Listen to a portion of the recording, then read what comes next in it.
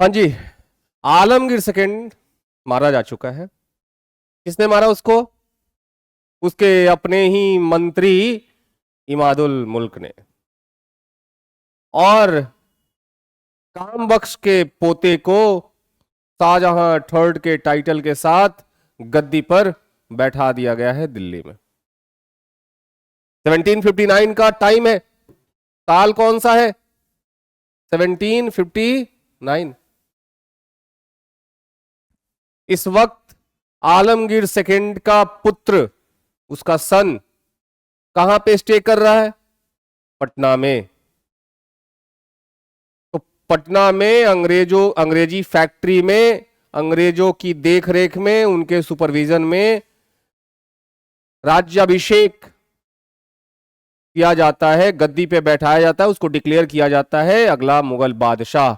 तो पैरेलली एक तरफ दिल्ली में शाहजहां थर्ड रूल करता है,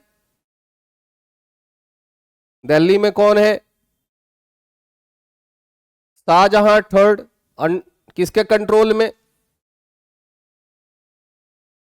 इमादुल मुल्क के कंट्रोल में है, उसका पपेट है। वहीं पटना में किसको गद्दी पे बैठाया जाता है?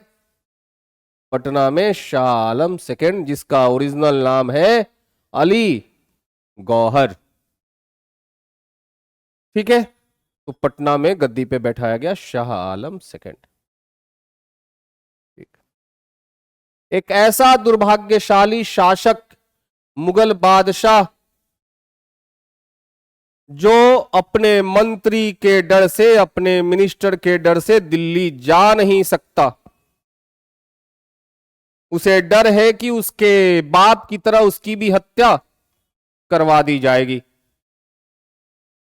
तो वो शरण लेता है, असाइलम लेता है अवध के नवाब सुजाउदौला के यहां। सुजाउदौला उसको बोलता है कि ठीक है, आप आइए हमारे यहां ही आप रहिए। तो वो अवध के नवाब ये क्या करता है? टेक असाइलम, टूक असाइलम। अभी इंडिया में असाइलम के लिए कौन आई है? शेख हसीना। लेकिन इंडिया रखना नहीं चाहता, है ना? लंदन मना किया, इनडायरेक्टली अमेरिका ने मना कर दिया। देखिए, आप तानाशाह बनेंगी, यही ये सबक है इंडियन रूलर्स को भी, कि तानाशाही जब आप लाएंगे तो सरकारें उखाड़ फेंकी जाएंगी। ये एक दौर में हो चुका है 1975 में संपूर्ण क्रांति के द्वारा। तो भारतीय जनता भी सहने वाली नहीं है, अगर सत्ता, कोई भी सत्ता हो। कांग्रेस की उखाड़ी गई थी, तो अंदर वो डिक्टेटरशिप वाली चीजें नहीं आनी चाहिए। बाकी जनता सब माफ कर देती है। वो बांग्लादेश के साथ अपना रिलेशन खराब नहीं करना चाहते हैं। अगला सरकार जो बन के आएगा उसके साथ कोई रिलेशन क्यों खराब करना चाहेगा? इन नेशनल इंटरेस्ट जुड़ा हुआ है कंट्री के साथ, किसी पर्सन के साथ नहीं। हमें शेख हसीना के साथ पर्सनल रिलेशन थोड़ी सुधारना है। हमारी कंट्री का नेशनल इंटरेस्ट जहां पे है वहीं हम काम करेंगे।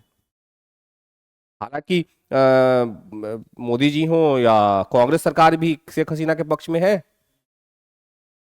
लेकिन नेशनल इंटरेस्ट नहीं जुड़ा हुआ है। तो नेशनल इंटरेस्ट नहीं जुड़ा हुआ है तो हम नहीं देंगे उनका साथ। तो हिंडन एयरपोर्ट पे उनको रोक दिया गया।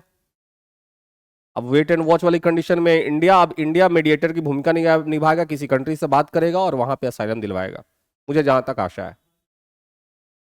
हाँ, वहां पे जो सेफ भी हो इनके लिए और आराम से रह भी पाए। हाँ, मोहम्मद यूनुस के नेतृत्व में, उस पर भी आज वीडियो एक आ जाएगा हमारा। ठीक है। हाँ, नोबेल पुरस्कार है, गरीबों के बैंकर कहे जाते हैं, जिसको माइक्रो फाइनेंस सिस्टम, ये माइक्रो फाइनेंस उस पर कभी चर्चा करेंगे, अभी इस पे हम लोग चर्चा करते हैं। तो took asylum at at Awadh, Awadh, Awadh में, है ना? कौन है वहां पे? सुजाउद्दौला, सुजाउद्दौला। ठीक। अब ये दिल्ली जा नहीं सकते। जिस वक्त ये अवध में रह रहे हैं उस वक्त काफी तेजी से घटनाक्रम बदल रही है, बंगाल में भी और सदर्न स्टेट्स में भी। मैसूर और मराठा निजाम और अंग्रेज ये आपस में लड़े भिड़े हैं, कहां पे? साउथ में। दूसरी तरफ बंगाल की स्थिति भी तेजी से बदल रही है। 1757 में बैटल ऑफ प्लासी हो चुका है, कल मैंने बताया। बैटल ऑफ प्लासी किसके समय में हुआ था? आलमगीर सेकंड के समय में।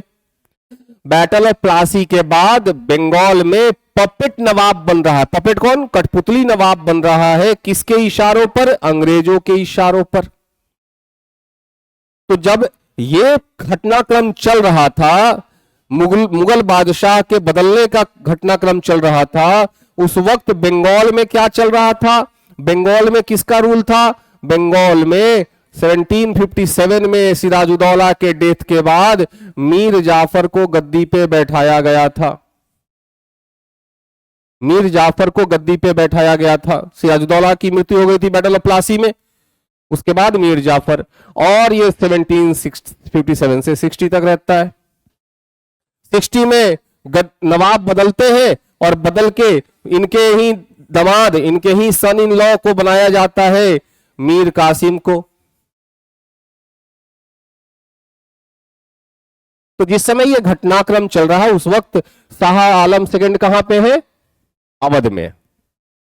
ठीक है, आपको मैं बंगाल की घटना बढ़ाऊंगा तो आप देखेंगे कि मीर कासिम का जो रिलेशन है ब्रिटिश कंपनी के साथ, वो दिन प्रतिदिन खराब होती गई और एट लास्ट 1763 आते आते मीर कासिम को नवाब के पद से हटा दिया जाता है और वापस मीर जाफर को गद्दी पर बैठा दिया जाता है, जिसको 60 में हटा दिया गया था। तो मीर कासिम बदला लेने के लिए मदद मांगने आता है अवध में। बंगाल का हटाया हुआ नवाब मीर कासिम मदद मांगने कहां आता है? अवध। अवध पहुंचता है तो वहां पे उसकी मुलाकात दोनों से होती है, शाह आलम सेकंड और सुजाउद्दौला से। शाह आलम सेकंड मुगल बादशाह असाइलम लिए हुए और सुजाउद्दौला अवध के नवाब से। तो उनसे मदद मांगते हैं और बैकग्राउंड तैयार होता है बैटल ऑफ बक्सर का। ठीक है, तो मीर कासिम के रिक्वेस्ट पर दोनों ने अपनी अपनी आर्मी खड़ी की। शाह आलम की अपनी आर्मी, सुजाउद्दौला की अपनी आर्मी और मीर कासिम की अपनी आर्मी थी। Combined army of all these three forces, है ना, went to fought with British company. और ये अवध पार करके, गंगा पार करके बक्सर में इंटर करते हैं और बक्सर में इनकी मुलाकात होती है। वहां पे पहले से अंग्रेजी कंपनी अपनी सेना लेके खड़ी थी, हेक्टर मुनरो के लीडरशिप में। हेक्टर मुनरो उसको लीड कर रहा था। ठीक है, तो 1764 में क्या होगा? इन्हीं के रहते दौरान battle of Buxar. Battle of Buxar होगा। एक तरफ है combined army, combined army of Shah Alam second, Shah Alam second, Shujauddaula and Mir Qasim. ठीक है, और दूसरी तरफ है British company in the British army in the leadership of Hector Munro. संख्या के मामले में कौन ज्यादा था? ऑब्वियसली मुस्लिम जो कंबाइंड फोर्स है वो संख्या के मामले में ज्यादा है, बट हेक्टर मुनरो वोन दिस बैटल। हाँ हाँ, शाह आलम सेकंड ना, शाहजहां वहां पे वो बैठा हुआ है, वो इमादुल मुल्क है। इसलिए मैंने बोला कि पैरेलली दो रूल कर रहे हैं। इन हिस्टोरियंस ने इनको लीगली नहीं माना, ये जो है कुछ ही समय के लिए थे, बाद में ये इनकी भी मौत हो जाती है। मतलब कि एक होता ना कि गैर कानूनी उत्तराधिकारी और एक कानूनी उत्तराधिकारी, है ना। हाँ, तो इतिहास में किसको मान दिया गया, किसको दर्जा दिया गया, लोगों ने किसको माना? शाह आलम सेकंड को। ठीक है, तो बैटल ऑफ बक्सर ये हुआ और इसमें ब्रिटिश आर्मी जीत गई। और आपको पता है कि इस जीत ने, बैटल ऑफ बक्सर ने बंगाल के कंट्रोल को टोटली किसके हाथों में सौंप दिया? ब्रिटिश कंपनी के हाथों में। इस जीत के जस्ट बाद एक संधि होगी, एक ट्रीटी होगी, जिसको ट्रीटी ऑफ इलाहाबाद कहा जाता है। यह ट्रीटी ऑफ इलाहाबाद तब होगा जब रॉबर्ट क्लाइव वापस इंग्लैंड से दोबारा आएगा। रॉबर्ट क्लाइव जो 1760 में वापस चला गया था, उसे बुलाया जाएगा कि आके मामला संभालिए, आपके कंट्रोल में रखिए। तो अपने कंट्रोल में सारी कुछ लेने के लिए रॉबर्ट क्लाइव डिप्लोमेटिक बंदा है, बहुत डिप्लोमेसी है, वो लड़ाई में कम और डिप्लोमेसी में ज्यादा बिलीव रखता है। ठीक है, तो 1765 में वापस आएगा और शाह आलम के साथ करेगा ट्रीटी ऑफ इलाहाबाद।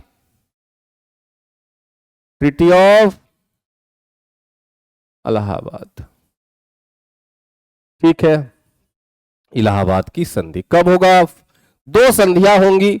आपको पता होना चाहिए कि इस युद्ध के बाद, बैटल ऑफ बक्सर के बाद, तीनों शक्तियां, जो शाह आलम सेकंड था, जो सुजाउद्दौला था और जो मीर कासिम था, तीनों शक्तियां बिखर गई। मीर कासिम फरार, युद्ध क्षेत्र से ही भाग गए। जो अब सुजाउद्दौला तो नवाब है, भागेगा कहां? शाह आलम तो मुगल बादशाह है, भागेगा कहां? ये दोनों हारी हुई पक्ष थी। और आपको पता है कि जीता हुआ पक्ष हमेशा हारे हुए पक्ष पे अपने मनमाने शर्त थोपता है, अपने टर्म्स एंड कंडीशन लगाता है ना। तो रॉबर्ट क्लाइव इनसे ट्रीटी करेगा और ट्रीटी में सारे टर्म्स एंड कंडीशन अपने लगाएगा। तो दो ट्रीटी ऑफ इलाहाबाद होगा। ये फर्स्ट ट्रीटी ऑफ इलाहाबाद होता है 12 अगस्त 1765 को। मैं सेकंड ट्रीटी ऑफ इलाहाबाद की चर्चा नहीं करूंगा, जब हम बैटल ऑफ बक्सर को डिटेल में देखेंगे तब वहां पे मैं चर्चा करूंगा। सिर्फ शाह आलम सेकंड की बात हो रही है, इसीलिए शाह आलम सेकंड की बात यहां पे की जा रही है। तो 1765 between Clive and Shah Alam second, Shah Alam second और क्लाइव के बीच में यह संधि हुई। और इस संधि ने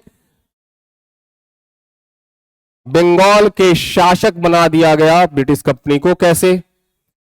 तो इस संधि के तहत शाह आलम द्वितीय ने बंगाल, बिहार और उड़ीसा तीनों का दीवानी अधिकार, Diwani rights, right to collect revenue, revenue कलेक्ट करने का अधिकार ब्रिटिश कंपनी को सौंप दिया, है ना। तो इसमें हम मेन सारा यही था कि क्या कि Shah Alam second, Shah Alam second granted rights, Diwani rights of, Diwani rights of Bihar, Bengal and Orissa. किसको? To British company, to British company. चलिए, इसके एवज में शाह आलम द्वितीय को क्या मिलना था?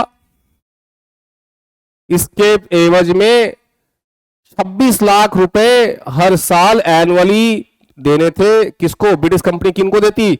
शाह आलम द्वितीय को, है ना। तो British company in lieu of this right, इस अधिकार के बदले, इस अधिकार के बदले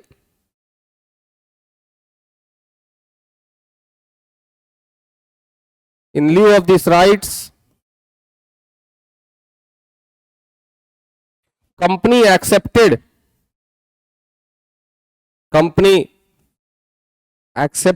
to pay rupees 26 lakh annually to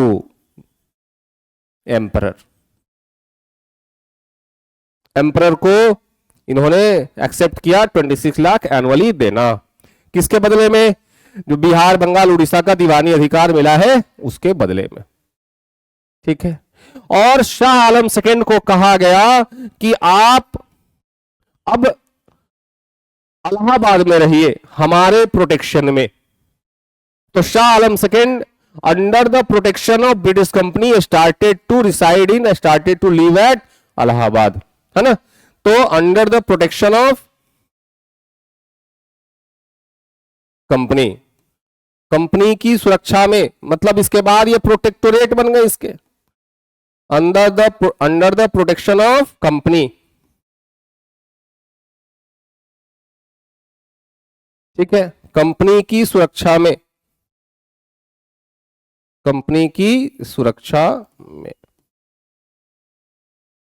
Shah Alam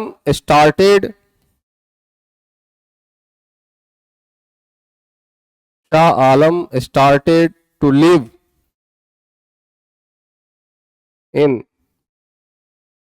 at Allahabad. ठीक है, शाह आलम कहां रहना शुरू कर दिया? इलाहाबाद में रहना शुरू कर दिया। अब कुछ और भी चीज मिला था इसको, उसको हम डिस्कस करेंगे। मेन मुद्दा हमने डिस्कस कर लिया इसको, तो इलाहाबाद और कड़ा डिस्ट्रिक्ट भी मिला, उसको हम बाद में डिस्कस करेंगे। मेन बात है उसको हमने देख लिया। तो यहां से ये ब्रिटिश कंपनी के अंडर में आ गया, कोई दिक्कत नहीं ना। ये यहां तब तक रहेगा जब तक मराठा इनको यहां से निकालेंगे नहीं। तो 1772 में जाकर के मराठा इनको इलाहाबाद से ले जाकर के दिल्ली में बैठाते हैं। ठीक है, तब जाकर के 1772 के बाद से ये कहां रहना शुरू कर देगा? दिल्ली में। कोई दिक्कत नहीं ना। इस दौरान दिल्ली में क्या चल रहा है, दिल्ली की कहानी सुन लो। दिल्ली में इमादुल मुल्क की सत्ता उखाड़ फेंकी गई।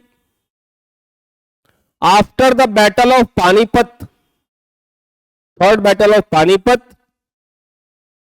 एक तरह से रूहेला सरदार, आपको याद होगा पिछली बार मैंने लिखवाया था कि रूहेला सरदार को अपना एजेंट बना के गया था दिल्ली में, है ना। कौन है? Najibuddaula.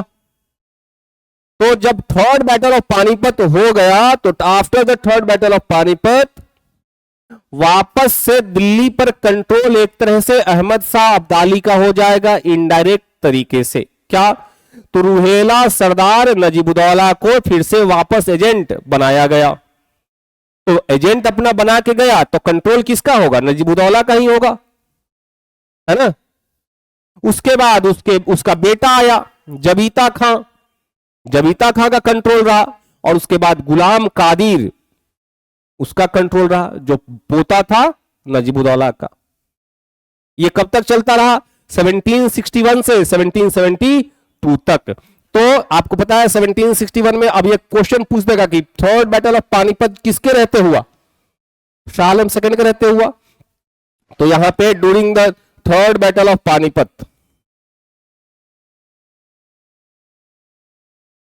Third battle of Panipat लिखेंगे during the reign of Shah Alam second.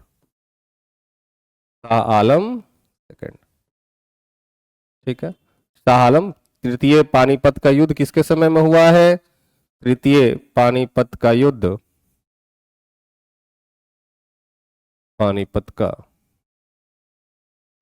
किसके समय में? शाह आलम सेकंड के शासन में। लेकिन ये दिल्ली में है नहीं ना, ये तो जिस समय युद्ध चल रहा था उस समय अवध में बैठा हुआ था। ठीक है, तो इधर दिल्ली पे किसका कंट्रोल हो गया? नजीबुद्दौला का। तो 1761 से लेकर के 1772 तक, ठीक है, control of Rohillas, control of Rohillas on Delhi. Rohilla का दिल्ली पर नियंत्रण, दिल्ली पर नियंत्रण। ठीक है, कौन कौन रहा? पहले तो चीफ एजेंट था, chief agent of Ahmad Shah Abdali, chief agent of Ahmad Shah Abdali कौन है? नजीब उद्दौला, नजीब उद्दौला। ठीक है, दूसरा उसके बाद इसका सन जबीता खां, और फिर इसका भी सन गुलाम कादिर।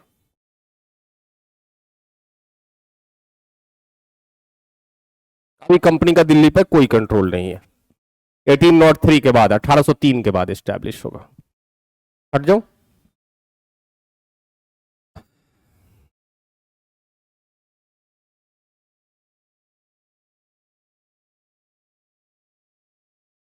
हाँ सॉरी, तो इस अपने पूरे शासन काल में देख रहे हो कि शाह आलम सेकेंड कभी अवध के नवाब के हाथ का कठपुतली है, कभी अंग्रेजों के हाथ का कठपुतली है, और कभी मराठा के हाथ का कठपुतली है। अपना इसका कुछ सोवरेन रूल नहीं रहा, सोवरेन रूल, कोई अपना संप्रभु शासन नहीं रहा, हमेशा किसी ना किसी के इशारों पर यह नाचता रहा। ठीक है, तो ये आपका हो गया 1772 में मराठा इनको इलाहाबाद से निकाल के लाएंगे और इनको बैठाएंगे दिल्ली की गद्दी पर, है ना। तो बढ़ सकते हैं आगे 1772 में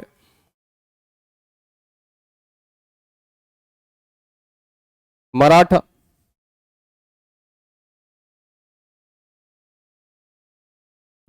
ऐसे लिख सकते हैं, with the support of Maratha, with the support of Maratha, Shah Alam second, एकदम इजी लैंग्वेज लिखवा रहा हूं मैं, Shah Alam second sat on the throne of Delhi, throne of Delhi, Delhi में आके अपने गद्दी को संभालता है ना। मराठा के सहयोग से दिल्ली की गद्दी पर बैठा। लेकिन बेचारे के साथ देखो जी, बहुत दुर्भाग्यशाली शासक रहा ये। क्या होगा? गुलाम कादिर चैन से बैठने वालों में से नहीं था। गुलाम कादिर ने 1788 में, जब मराठा थोड़ा सा लिबरल हो गए थे, थोड़ा सा कहते हैं ना चौकन्ने नहीं थे, सावधान नहीं थे, उस दौर में 1788 में गुलाम कादिर ने हमला किया दिल्ली पर, शाह आलम सेकेंड को गद्दी से उतारा, उसे अंधा किया और जेल में डाल दिया 1788 में, है ना। तो इसके साथ कुछ भी अच्छा हो नहीं रहा है, ये नोट डाउन कर लिया तुम लोगों ने?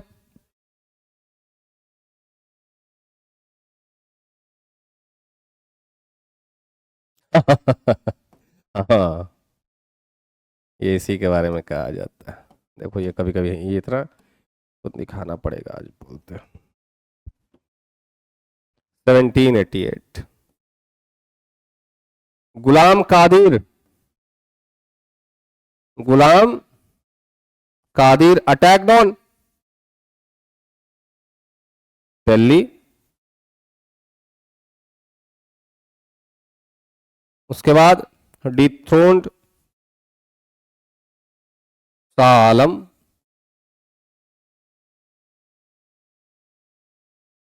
Made him blind,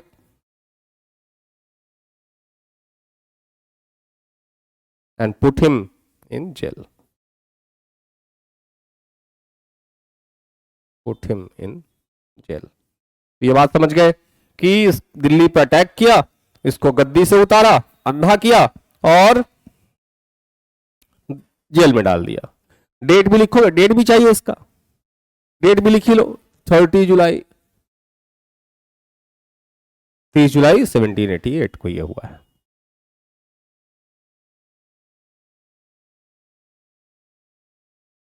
From tomorrow we are going to start a new chapter.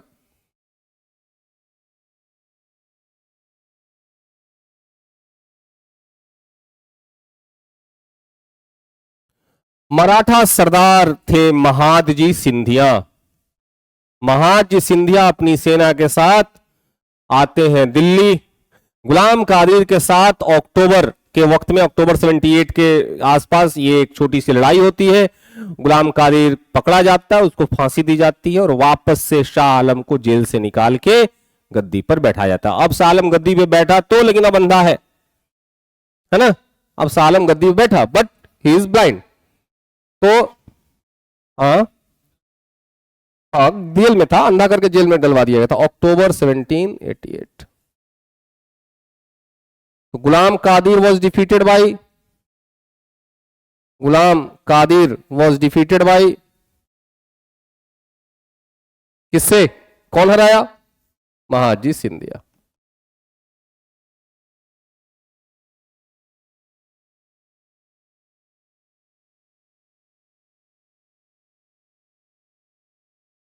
ठीक है, मतलब मराठा ने उसको हराया और हरा के Ghulam Qadir was hang till death, was hanged, है ना। इसको क्या किया गया, इसको फांसी पे चढ़ा दिया गया है। चलिए जी,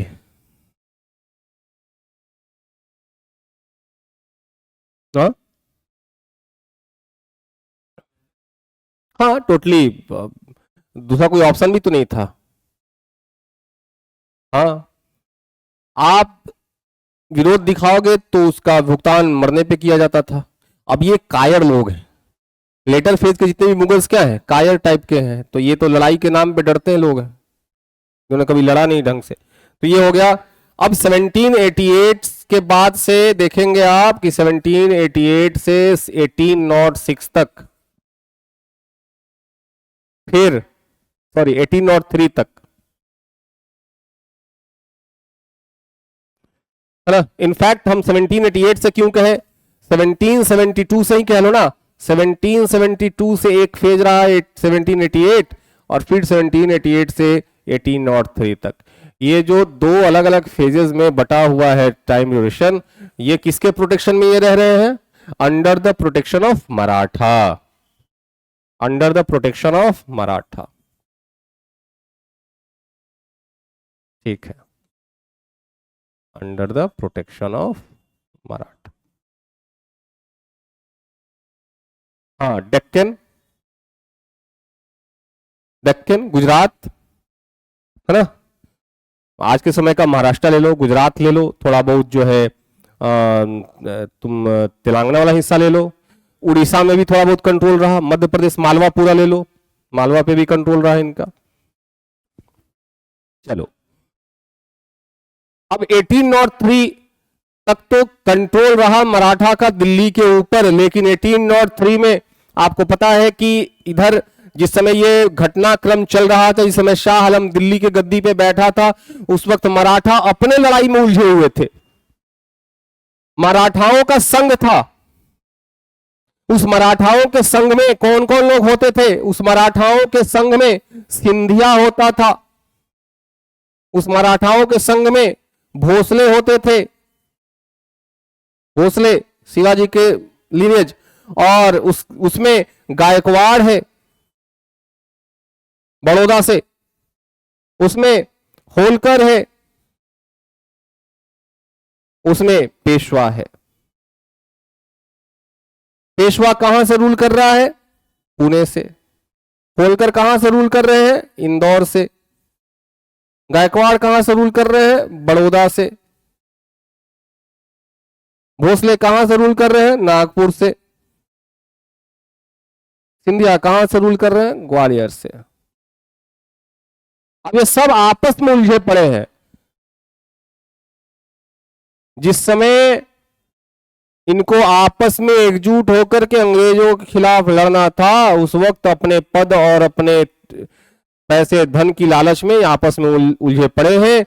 और इसमें जो पेशवा है, पेशवा ये दौर है 1795 से लेकर के, आपको मैं बता दूं 1795 से लेकर के 1813 तक, सॉरी 1818 तक पेशवा है बाजीराव सेकंड।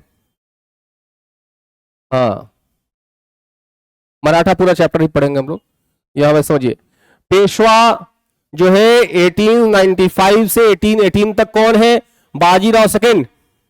इसी बाजीराव सेकंड के कारण अंग्रेजों के साथ एक बार और युद्ध होगा मराठा का। मैं बार बार बोलता हूं, डिस्क्लेमर लगा रहा हूं, इसको डिटेल में हम कहां पढ़ेंगे? मराठा चैप्टर में। बस ये शालम द्वितीय को रिलेट करने के लिए मैं यहां पे पढ़ा रहा हूं। तो इसके कारण से due to Bajirao second Anglo Maratha war start होगा। अब कैसे इसके कारण होगा वो वहां पे देखेंगे। Second Anglo Maratha war, second आंग्ल मराठा युद्ध, जो 1803 कब से? 3 से 1805 तक चलेगा। द्वितीय आंग्ल मराठा संघर्ष। तो इसी वॉर के समय में, सेकेंड एंग्लो मराठा वॉर के समय में ब्रिटिश अटैक करेंगे on Delhi. British attack on Delhi पे क्यों अटैक किया? क्योंकि दिल्ली पे कंट्रोल किसका था? मराठा का। और अंग्रेजी कंपनी ये मान चुकी थी कि हमें दोनों जगह पराजित करना होगा मराठा को, साउथ में भी और नॉर्थ में भी। तो नॉर्थ में उसने कहां पे अटैक किया? दिल्ली में। ठीक है। और दिल्ली पे अटैक करने के साथ ही 1803 में दिल्ली किसके कंट्रोल में आ गया? ब्रिटिश कंपनी के कंट्रोल में आ गया। लाल किला, रेड फोर्ट किसके कंट्रोल में आ गया? ब्रिटिश कंपनी में। इसीलिए कहा जाता है कि दिल्ली कैसे आया अधिकार में? देखिए, सेकेंड एंग्लो मराठा वॉर के समय में इन्होंने दिल्ली पर अधिकार किया है। ठीक है। तो यहां पे हम कह लेंगे कि कैप्चर ऑन दिल्ली या control on Delhi. Control on Delhi किसका? Of British company. अब इसके बाद से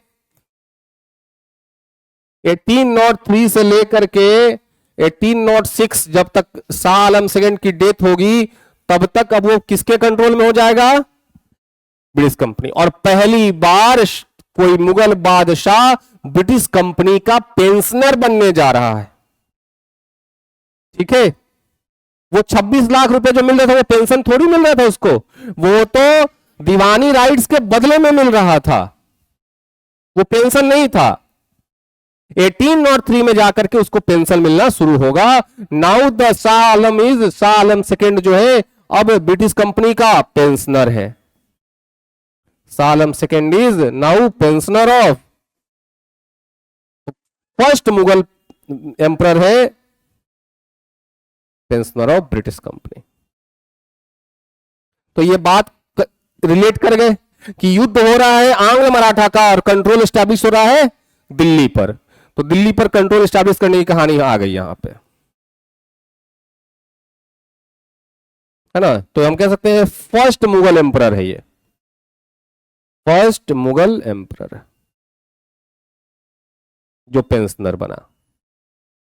तो 1806 तक ये under the protection of British company रहेगा। अब रेड फोर्ट पे स्टेशन कर दिया गया एक आर्मी, उस वहां पे एक एजेंट रख दिया गया, ब्रिटिश एजेंट, जो रेड फोर्ट का देख रेख करेगा। और पूरे ब्रिटिश दिल्ली का एडमिनिस्ट्रेशन कंपनी ने अपने हाथों में ले लिया है। ठीक है। तो 1806 में इसकी डेथ हो जाती है, लेकिन डेथ के जस्ट पहले इसने एक बड़ी कमाल का, बहुत कमाल का काम करके गया। ठीक है, भारत का पहला पेपर करेंसी इसके समय में आया, जिसको ब्रिटिश कंपनी और हमारे मुगल बादशाह दोनों के हस्ताक्षर द्वारा जारी किया गया। ब्रिटिश कंपनी का कौन चला रहा था उस समय? Lord Wellesley. ठीक है, तो 1806 की शुरुआत में 1806 मरने के पहले ये एक बड़ा काम करके गया with the signature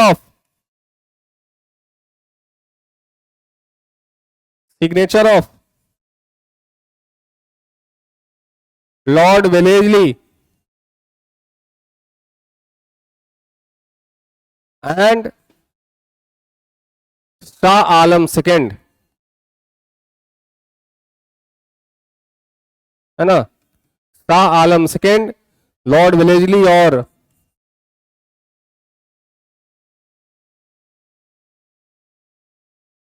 Shah Alam second के हस्ताक्षर से, शाह आलम सेकेंड के हस्ताक्षर से क्या होगा? First paper currency was released या सर्कुलेट।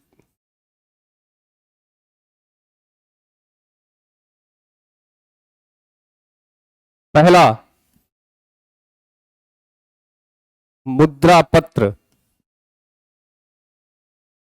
जारी किया गया।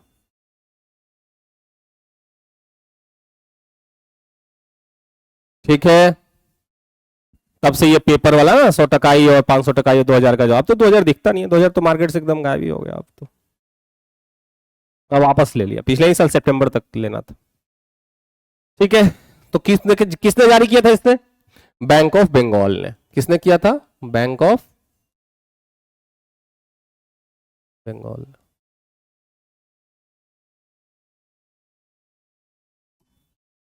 चलिए, तो ये शाह आलम की कहानी थी। शाह आलम की डेथ के बाद बैठते हैं उसके बेटे अकबर टू। ठीक है, इसको अकबर शाह सेकंड कहा जाता है। अकबर शाह सेकंड कौन है? अकबर शाह सेकंड।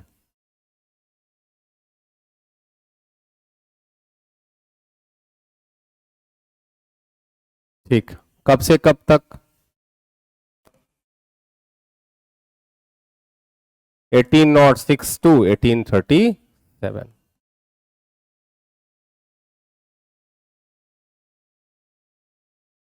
ठीक, लाल किले में जाओ, इसी के बाद लाल किले के अंदर जो है छावनी बनाओ। अब आज के वक्त में जाओगे ना लाल किला में, तो अंग्रेजों का बनाया हुआ जो है कई सारे वहां पे आपको बिल्डिंग ब्लॉक्स दिखेंगे, इसमें सेना रहती थी। जहां पे जो इलाके मतलब इतना बर्बाद कर दिया रेड फोर्ट को ना, जहां पे फव्वारे निकलते थे, जहां पे बगीचे थे, मार्केट भी था ना अंग्रेजों के, इनके लिए, मुगलों के लिए, मुगलों के वाइफ के लिए। मुगल्स की जो वाइफ्स हुआ करती थी वो बाहर तो चांदनी चौक पे जाके मार्केटिंग करती नहीं थी, तो उनके लिए एक बाजार बसाया गया था अंदर में। हाँ हाँ, वो वही बाजार कंटिन्यू हुआ आज तक। अंदर में जाओगे ना, खूब बाजार है। तो बाजार बादशाहों की महारानियों के लिए बनाया गया था। ठीक है, और उस परंपरा को आज भी कंटिन्यू रखा जाता है। बंद कब होता है? सिर्फ 26 जनवरी के समय में और 15 अगस्त के समय में। हाँ, मतलब दुकानें सबको अलॉट नहीं होती ना अंदर में, दुकान सबको नहीं, उस दुकान अलॉटमेंट का अपना एक प्रोसेस है, सबको अलॉट नहीं होता है। ठीक है, चलिए, तो after the death of Shah Alam second, उसका बेटा Akbar Shah, Akbar second first Mughal emperor था जो under the protection of British company शासक बना, है ना। तो हम कह सकते हैं कि first Mughal emperor first Mughal emperor,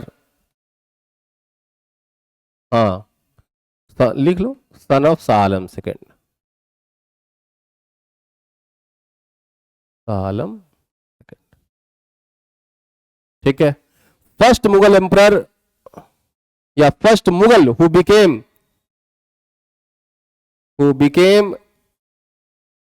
emperor, emperor काहे का, अब तो कुछ है नहीं इनके पास, एम्परर हु बिकेम एम्परर, कहते ना आंख से आधर नाम नयन सुख, वही वाला हाल है, कहने को बादशाह लेकिन स्थिति गरीबों जैसी है, अपने ही लोगों को पैसा देने तक का पैसा नहीं है ना। Who became emperor under the protection of, चलिए बढ़ते हैं आगे। इनके वक्त में कुछ खास तो नहीं हुआ, एक दो बातें छोड़ के, पहली बात एक बहुत महत्वपूर्ण बात है एग्जामिनेशन पॉइंट ऑफ व्यू से कि क्या कि इनका पेंशन जो है बहुत कम पड़ रहा था, इनका पेंशन बहुत ज्यादा था नहीं, तो इन्होंने उस समय के सबसे बड़े इंटेलेक्चुअल, सबसे बड़े स्कॉलर राम मोहन राय को भेजा इंग्लैंड, विलियम फोर्थ के दरबार में अपने पेंशन को बढ़वाने के लिए।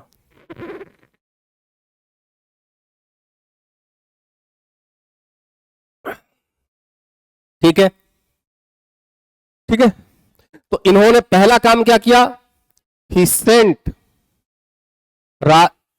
राम मोहन राय, या पहले लिखते he gave title of Raja, पहले तो उन्होंने राजा का टाइटल दिया, he gave title of Raja to Ram Mohan Roy. अब यहीं से इनको क्या कहा जाने लगा, राजा राम मोहन राय, ठीक है।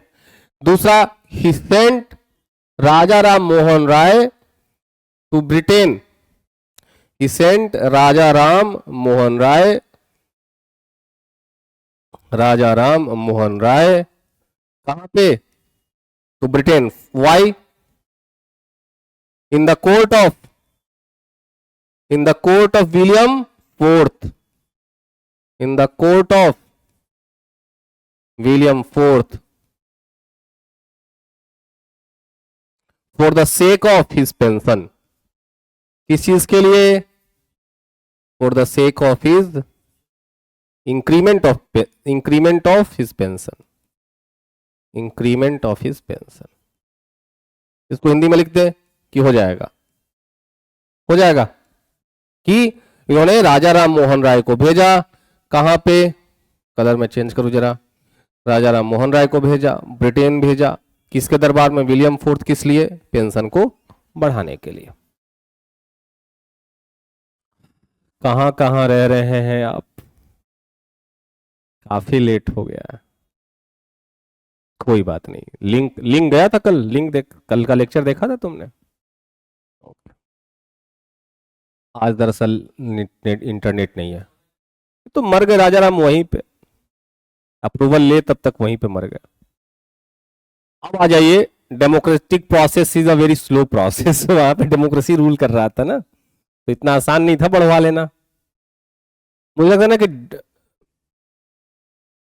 दो तीन कभी ना पॉलिटिकल साइंस कभी किसी दिन पढ़ाना हुआ तो उस वाले टर्म को मैं बताऊंगा, हालांकि पॉलिटिकल साइंस मैं नहीं पढ़ाने वाला, फिर भी चूंकि पॉलिटिकल साइंस पढ़ाया है मैंने, लेकिन यहाँ पे एक खास बात यह है कि एक फैकल्टी एक सब्जेक्ट ही पढ़ाता है, भले ही वो दूसरे सब्जेक्ट भी क्यों ना पढ़ाता रहा हो या उसको एक्सपर्टीज हो दूसरे सब्जेक्ट में भी, लेकिन एक फैकल्टी को यहाँ पे एक ही सब्जेक्ट दिया जाता है, खासतौर पे ऑफलाइन में, है ना, ताकि वो उस सब्जेक्ट में अपना बेस्ट दे।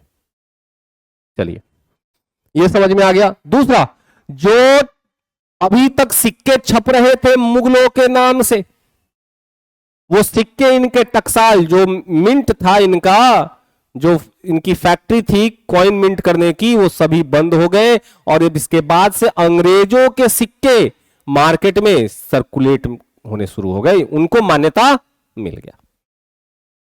कब? 1835 में, ठीक है। तो आइए 1835 में third number, in 1835. Mughal coins became illegal and all mint were closed.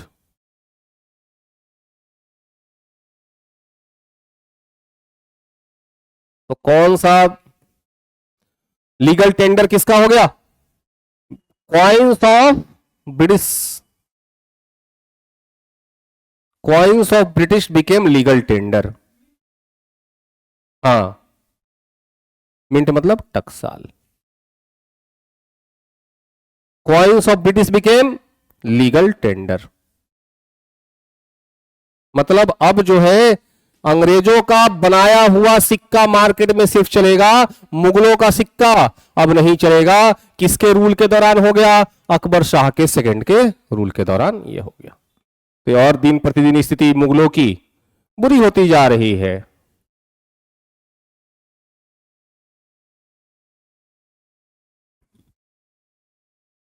चलिए, अकबर फर्स्ट, शाह नहीं, शाह तो उसके साथ टाइटल टर्म्ड है। Akbar was the first Akbar. ठीक है, आइए लास्ट रूलर के बारे में पढ़ते हैं, that is called Bahadur Shah Zafar. और उसके बाद हम लोग चैप्टर को एंड की तरफ बढ़ाएंगे, बहादुर शाह जफर, और फिर कुछ क्वेश्चंस पे हम लोग चलेंगे, क्वेश्चंस को देखेंगे हम लोग। Bahadur Shah second, inverted coma में जफर, जफर उनका एलियास नाम है, जिस नाम से वो शेरो शायरी लिखते थे, है ना। बहुत अच्छे शायर थे, he was a good scholar, but he was not a good ruler. उनके पास सब कुछ है ही नहीं रूल करने को, वो सिमटे हुए अब दिल्ली के अंदर तक ही, उनके पास एक आना पैसा नहीं आता रेवेन्यू का। अब अगर पेंशन बंद हो जाए तो उनके खाने पर आफत हो जाए। कहा तो यहां तक जाने लगा कि उनके जो कपड़े हैं, उनके कपड़ों में पैबंद लगे होते थे, रफू किए जाते थे। स्थिति इतनी बुरी हो गई बादशाह की। जो मुगल बादशाह कभी नमाज अदा करने पैदल नहीं चल के गए, पालकी में चढ़ के जाते थे, अब उनको खाली पैर, नंगे पैर मोती मस्जिद तक जाना होता था। और बहादुर शाह के दौर में ही ब्रिटिश कंपनी ने यह जताना शुरू कर दिया था कि आपकी अब कोई औकात नहीं रही है, आप बादशाह कहलाने लायक नहीं है। कैसे बादशाह? पहले के वक्त में नॉमिनल बादशाहत भी थी, तो उतना कर्टसी था, दरबार में आने पर झुक के सलाम करना, है ना, झुक के सलाम करना, फिर ऐसे ऐसे पीछे हटना, जो एक नॉर्मल, जो एक शिष्टाचार था, मैनरिज्म था, उसको ब्रिटिश कंपनी फॉलो करती रही। बहादुर शाह जफर के समय में अब वो भी नहीं रहा, चाहे वो ऑकलैंड के समय में, चाहे वो एमहर्स्ट के समय में। बाद में डलहौजी आया, डलहौजी ने तो अनाउंस कर दिया, बेटा अब इसके बाद से तुमको लाल किला छोड़ना पड़ेगा, जाओ मेहरौली में जगह है, वहीं पे हमने तुम्हारे रहने की व्यवस्था की है ना। डलहौजी ने कहा कि अब जो है आपको लाल किला छोड़ना होगा। टाइमिंग आया, बोला कि अब इसके बाद से कोई उत्तराधिकारी नहीं, नो उत्तराधिकारी, कोई अब मुगल रूल नहीं होगा, अब सारी फैसिलिटीज आपकी वापस ले ली जाएगी। ये जो चीजें और डिटेल में 1857 के रिवोल्ट के दौरान हम पढ़ेंगे। मैं बता देता हूं कि कहां पे ये चीजें पढ़ेंगे, वहीं पे ज्यादा चीजें अच्छे से रिलेट कर पाएंगे। लेकिन ये हम स्थितियां बता रहा हूं मैं कि बहादुर शाह जफर की स्थिति क्या हो गई है। इनके अपने नौकर चाकर जो लाव लश्कर होते थे, वो अब 9 के बराबर है। मतलब अब इनके अंत के दिन आ चुके थे। ठीक है, लेकिन इन सब के बावजूद अगर ये 1857 की रिवोल्ट ना हुई होती तो इतिहास में बहादुर शाह जफर को कोई याद भी ना करता।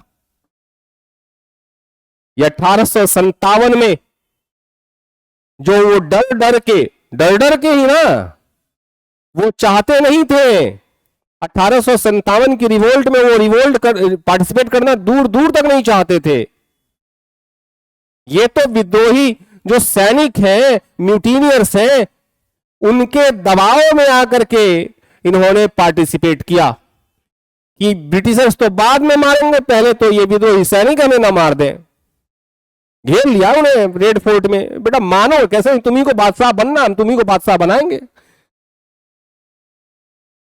ठीक है, तो अगर वो 1857 की क्रांति में भाग ना लिया होता बहादुर शाह जफर ने, तो इतिहास में कहीं उनका नाम भी दर्ज न होता। ठीक है, तो एक वही तो उपलब्धि है उनकी सिर्फ, और क्या है,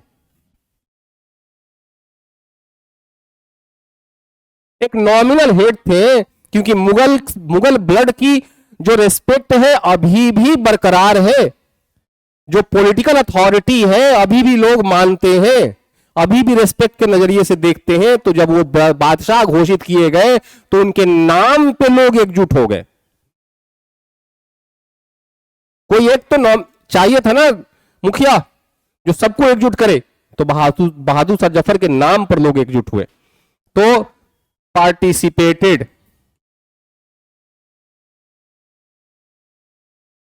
पार्टिसिपेटेड इन रिवोल्ट ऑफ 1857। लेकिन आपको इसका हस्त्र पता है, रिवोल्ट ऑफ 1857 में जैसे ही इन्होंने एक्सेप्ट किया कि yes I would be the next emperor of India on the behalf of revolters, विद्रोहियों की तरफ से मैं भारत का बादशाह बनूंगा, और सभी लोकल लीडर्स को उन्होंने चिट्ठियां लिखी कि हमने शुरुआत कर दिया है रिवोल्ट का और हमारे साथ आप पार्टिसिपेट कीजिए। जहां जहां चिट्ठियां गई उनमें से अधिकतर ने रिप्लाई किया और रिवोल्ट में भाग लिया। बहुतों ने वो चिट्ठी अंग्रेजों तक पहुंचा दी, देखिए जी हम आपके साथ हैं। चाहे वो पटियाला का राजा हो, चाहे ग्वालियर का हो, चाहे गायकवाड़ हो, इन लोगों ने तो अंग्रेजों का साथ दिया था। फिर भी रिवोल्ट स्टार्ट हो गया। लेकिन पहला जहां पे रिवोल्ट स्टार्ट हुआ मेरठ के बाद दिल्ली में, मेरठ के जस्ट बाद कहां स्टार्ट हुआ, अगले ही दिन दिल्ली में। तो जिस दिल्ली पर विद्रोहियों का कब्जा था वहीं दिल्ली अंग्रेजों ने सबसे पहले छुड़ाया, क्योंकि सिंबॉलिज्म के तौर पे दिल्ली ही तो एपी सेंटर है ना, तो दिल्ली पे कंट्रोल एस्टैब्लिश करना पहले बनता था। तो आपको पता है कि 10 मई को स्टार्ट होता है रिवोल्ट, 10 मई 1857 को रिवोल्ट स्टार्ट होता है, और 1857 में ही आकर के सितंबर में दिल्ली पर वापस से अंग्रेजों ने अधिकार कर लिया। तो जब अंग्रेजों ने अधिकार कर लिया तो भाई साहब ये डरपोक किस्म के बहादुर शाह जफर भाग के जाके हुमायूं के मकबरे में, हुमायूं टॉम में छुप जाएंगे। कांप रहे हैं डर के मारे कि अब क्या होगा, मेरा पहले ही मना किए थे कि हम नहीं भाग लेंगे, जबरदस्ती घुसा दिया सब हमको, 2-4 साल और एक्स्ट्रा जीते वो भी नहीं जिएंगे। अब इनका अपना ही एक संबंधी है इलाही बख्श, उसने खबर भिजवा दिया कि छुपे हुए हैं वहां पे, जाइए पकड़ लीजिए। इलाही बख्श इनका रिश्तेदार था, अब ये मत पूछना कौन रिश्तेदार था, मेरा भाई चचेरा भाई ठीक है। अभी भाई वहां से कैद करके पकड़ के लाए गए, रेड फोर्ट के सामने खड़ा किए गए, और हडसन ने इनके बेटे और पोते को पॉइंट ब्लैंक रेंज से गोली मार दिया। बताओ, एक बाप के सामने बेटे की को गोली मारना, हत्या मारना, उससे बुरा दिन किसी बाप के लाइफ में हो नहीं सकता। वहीं पे वो टूट गए, है ना। तो उनको मारा नहीं गया, उनको भेज दिया गया रंगून, एक्साइल में निर्वासित करके, और वहीं पे 1862 में उनकी डेथ हो जाती है। ठीक है, imprisoned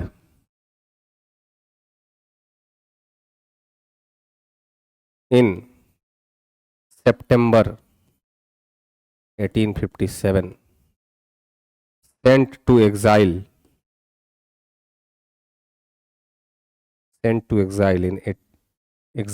in Rangoon, where he died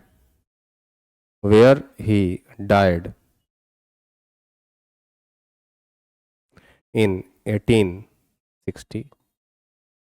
तो वहीं पे अभी मोदी जी गए थे जब म्यांमार घूमने, तो बहादुर शाह जफर के मकबरे पर गए थे, है ना। तो इनका एक बड़ा फेमस बीच में जावेद अख्तर का बेटा कौन है? फरहान अख्तर की एक बड़ी फेमस सारी रील जो है मशहूर हुई थी, वायरल हुई थी।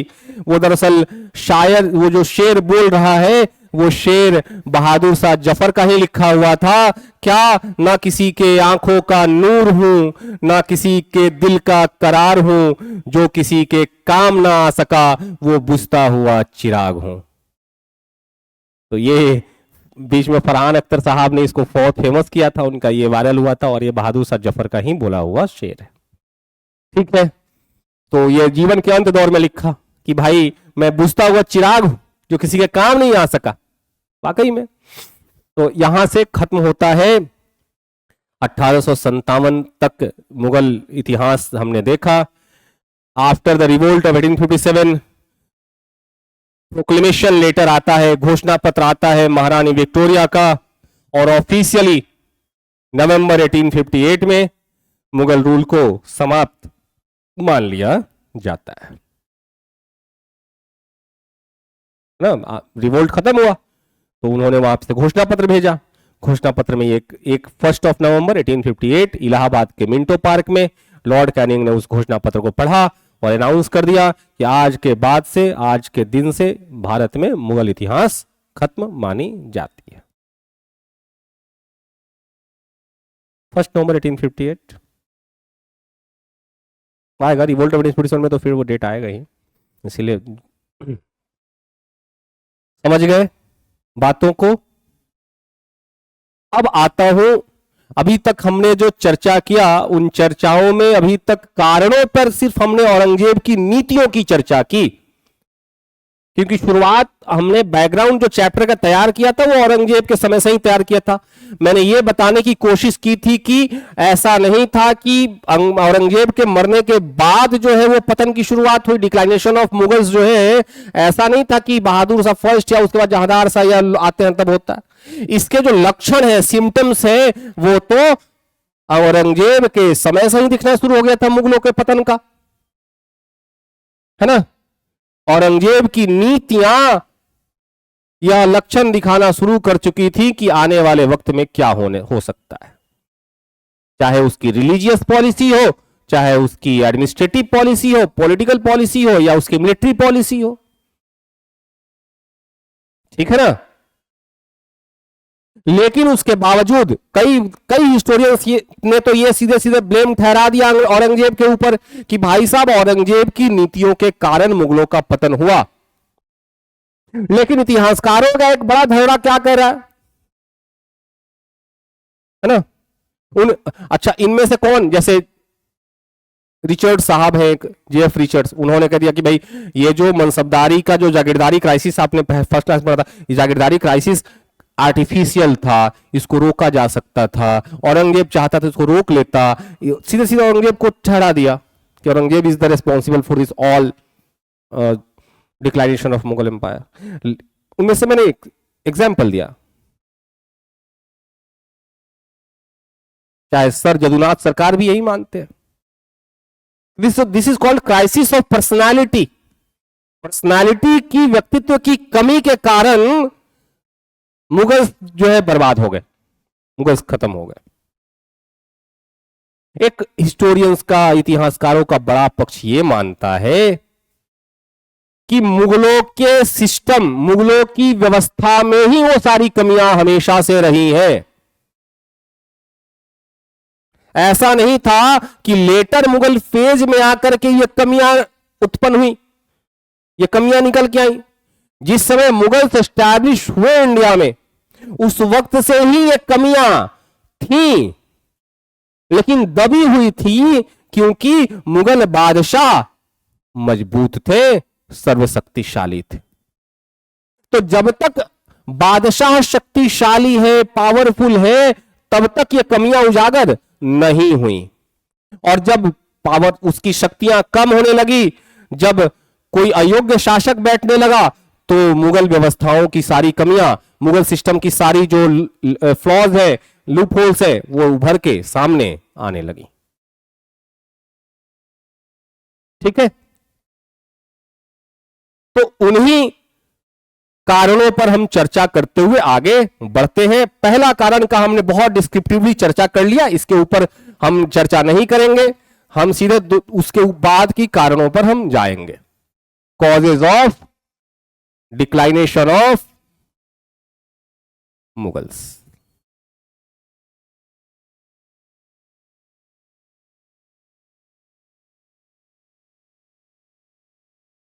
मुगलों के पतन का कारण,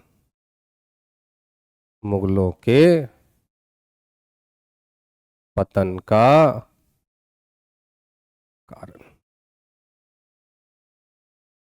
तो पहला कारण तो मैं सीधे सीधे ऐसे ही लिख देता हूं, इसको डिस्कस हमने कर लिया।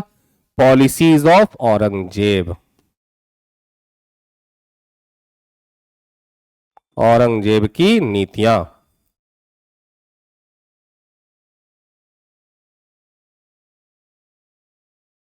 औरंगजेब की नीतियां,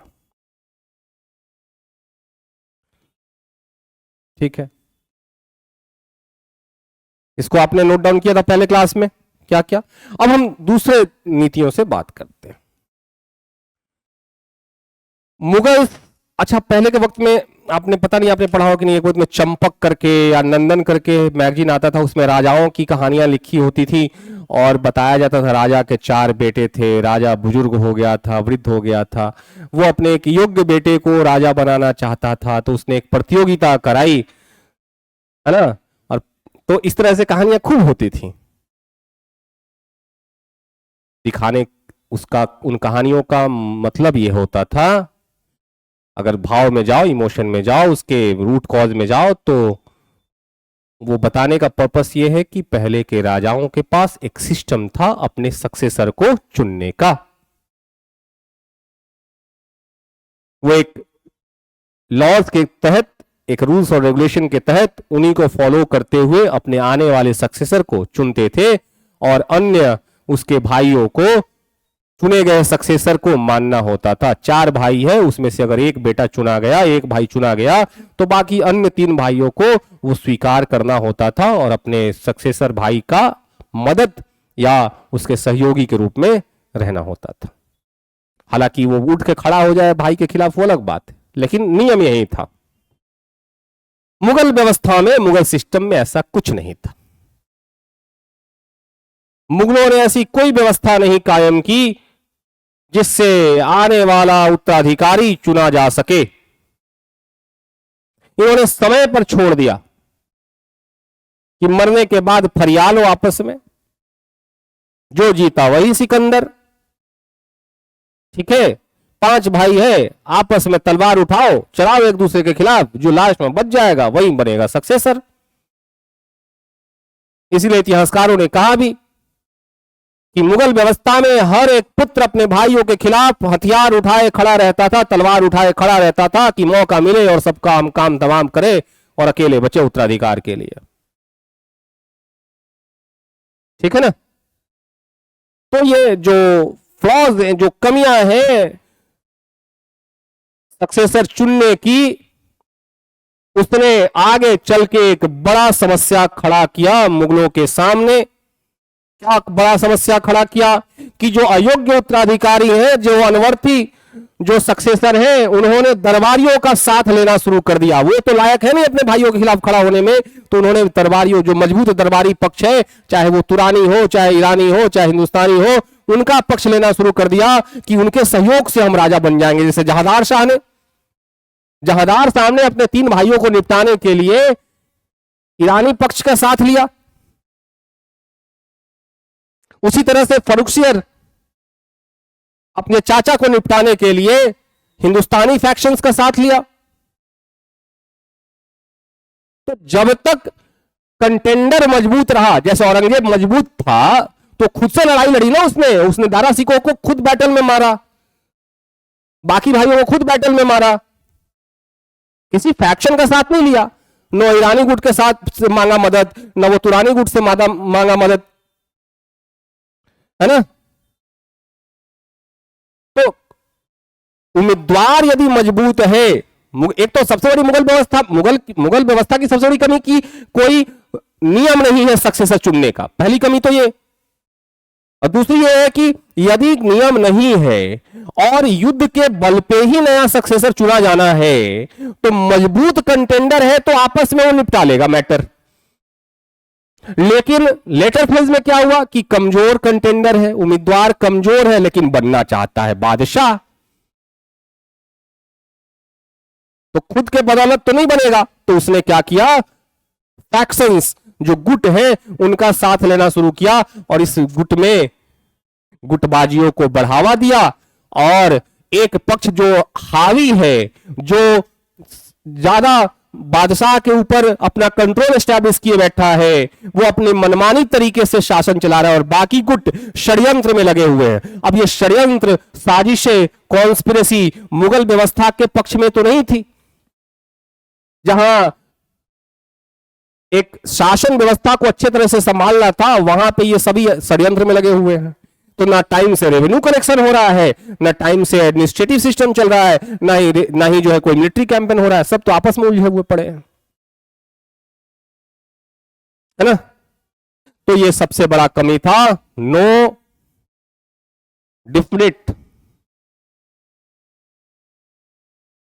laws for selection of successor.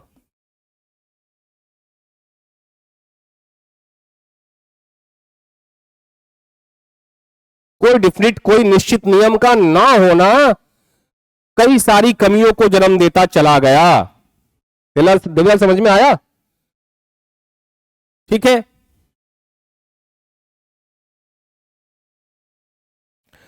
अब जो ये अयोग्य उत्तराधिकारी चुन के आ रहे हैं भाई साहब, इन्होंने थोड़ी बहुत आशा करने योग्य भी तो इनमें कुछ होना चाहिए, क्योंकि इसी से कहा गया, इसीलिए हिस्टोरियंस ने कहा अब अयोग्य उत्तराधिकारी आएंगे। मैंने पहले भी बताया कि पूरा मुगल सिस्टम एक मिलिट्री स्टेट है, मिलिट्री स्टेट है। ये पूरे शासन व्यवस्था को संभाले हुए अपनी सैन्य बल के सैन्य शक्ति के बदौलत, और इसके एवज में वो टैक्स वसूलते हैं। इसके एवज में क्या वसूलते हैं? वो टैक्स। तो ये मिलिट्री स्टेट है, लेकिन ये जो मिलिट्री स्टेट को कायम रखने की जो व्यवस्था है, मुगल क्या है, मैंने याद रखिएगा,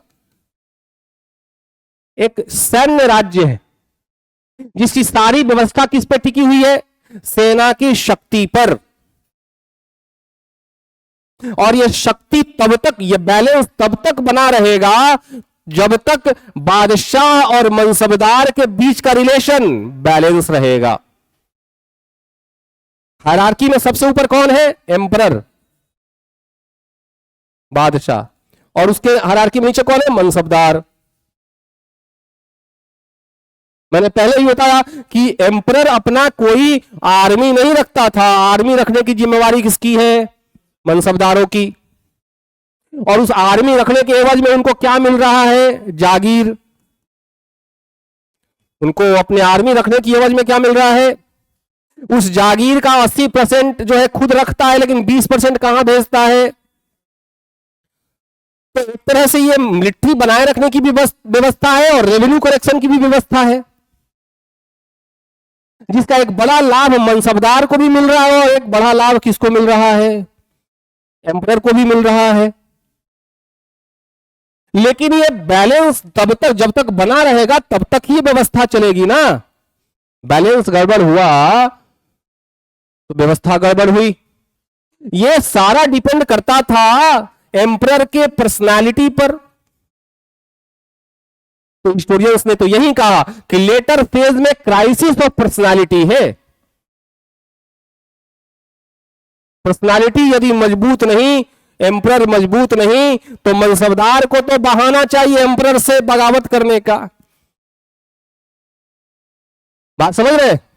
यदि उसके मन के अनुसार जब तक होता रहा तब तक वो एम्परर की सुनता रहा, लेकिन यहां पे एम्परर कमजोर हो गया, तो अब ये तो आप बोलेगा कि भाई मेरे ही मन से हर चीज करो, वरना तो हम तो हर वक्त आपके खिलाफ रहेंगे, हम आपको तो टैक्स भी नहीं भेजेंगे, जो 20% भेज रहे थे वो भी अब नहीं भेजेंगे आपको। और जो आपका अपना लैंड है खालसा, उसको भी हम जागीर लैंड बनवा देंगे आपसे। यही हुआ ना। तो क्राइसिस ऑफ पर्सनालिटी है। अयोग्य उत्तराधिकारी, अनवर्थी सक्सेसर के आने से क्या हुआ? क्राइसिस ऑफ, व्यक्तित्व का संकट उत्पन्न हो गया ना, व्यक्तित्व का संकट उत्पन्न हो गया, क्राइसिस ऑफ पर्सनालिटी।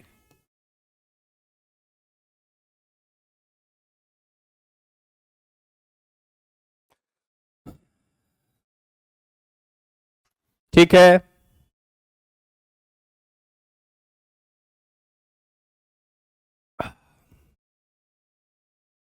अब जो रूलर आ रहे हैं, हाँ बोलो। पहले से मुगल रूल ही एस्टैब्लिश हुआ मनसबदारी कायम करके। अकबर ने इसको एक ऑर्गेनाइज्ड फॉर्म दिया। अकबर के समय में ये ऑर्गेनाइजेशन के रूप में आया। ठीक है, अब जो आ रहे हैं, हाँ, हुमायूं, बाबर को तो टाइम ही नहीं मिला कंसोलिडेट करने का। हुमायूं आया, एक स्ट्रक्चर दिया, पॉलिटिकल स्ट्रक्चर दिया, लेकिन उसको एक ऑर्गेनाइजेशन के रूप में लाया अकबर, क्योंकि लंबा समय 1556 से 1605 के समय में। अब इसके बाद से जो भी रूलर आ रहे हैं, दे आर मोरली करप्ट। इतना करप्ट है कि दरबारी किसी काम के लिए किसी और से जो घूस लिए हुए हैं, उस घूस में भी रूलर जो है पैसा ले रहा है। बताइए, शोभा देगा? एग्जाम्पल के तौर पे मान लो कि कोई मंत्री किसी ठेकेदार से पैसा ले और सीएम साहब तक भी उसका हिस्सा पहुंचाए, तो ये तो शासक सीधे सीधे घूस ले रहा है। इतना मोरली करप्ट है। ठीक है, दिन रात कहते हैं ना उसको, नाइट लाइफ। आज के समय में चलता है night life, club house, club में घूमते जा, दिल्ली और मेट्रो सिटीज। आज पटना में तो जब से दारू बंद हुआ तब से नाइट लाइफ यहां पे बंद हो गया, वरना यहां भी क्लब्स थे पहले, है ना। तो दिल्ली में हौज खास विलेज है, दिल्ली में, वहां पे जाओगे तो लगेगा नहीं कि इंडिया में। हौज खास विलेज है। मैंने कभी एक बार मैं गया हूं उधर। हाँ, वहां पे फॉरेनर्स बहुत, वहां पे सारे फॉरेनर्स आते हैं और वहीं रहते हैं, और इंडियंस भी आते हैं, ऐसा नहीं है। और 1200-1300 का पास लो, रात भर नाचो गाओ और खूब बियर पियो। ये हमारा सोसाइटी होता जा रहा है। और वहां पे जितना खुल के पार्टिसिपेट लड़के करते हैं, उतना ही खुल के पार्टिसिपेट लड़कियां भी करती हैं, है ना। अब ये नहीं कि प्लान बना दिया चला जाए हौज खास विलेज घूमने। ठीक है, तो ये तो नाइट लाइफ, तो महाराजाओं का तो नाइट लाइफ का दिन रात। रंगीला के बारे में कहा जाता था कि वो दिन रात जो है अपने हरम में पड़ा रहता था। इतना बड़ा उसका हरम था जिसमें महिलाएं भी थी और हीरे भी थे, हजारों की संख्या में।